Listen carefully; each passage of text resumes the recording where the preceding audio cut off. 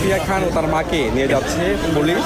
তাকে গত রাতে আটক করা হয়েছিল আবার থানায়, আশুলিয়া থানা বলা হয়। সেই আশুলিয়া থানা থেকে হস্তান্তর করা হচ্ছে তার স্থানীয় যেই থানা সেখানে তাকে নিয়ে যাওয়া হচ্ছে এবং একসাথে তাদের আরোপিত যে মালামাল সেখানে নিয়ে যাওয়া হচ্ছে।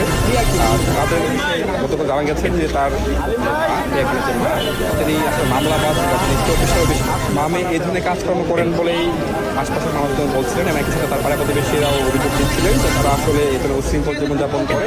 একই সাথে মা এবং মেয়ে আসলে তাদের অপকর্মের শেষ একই সাথে পুলিশ তাদেরকে আটক করেছিলেন, কারণ জনতা তাদেরকে আটকিয়েছিল, কারণ তাদের দাবি যে তারা আসলে মাদকদ্রব্য বহন করছে এবং তারা হয়েছে। কিন্তু অন্যদিকে প্রিয়া খান বা তার মারও তারা আসলে বাসা করছিলেন, তারা যে বাসা ছিল নেপাল বা আসলে আমাকে উত্তরা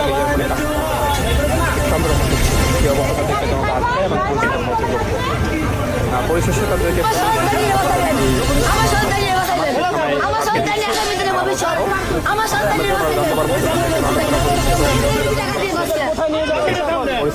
কোন পর্যায়ে আমরা জানি না।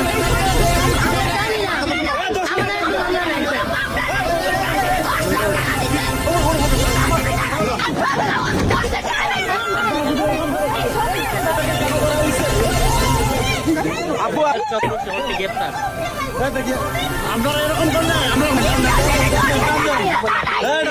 আমাদেরকে এই কাম করে দেখেন, কামড় দেখেন, এখানে দেখেন।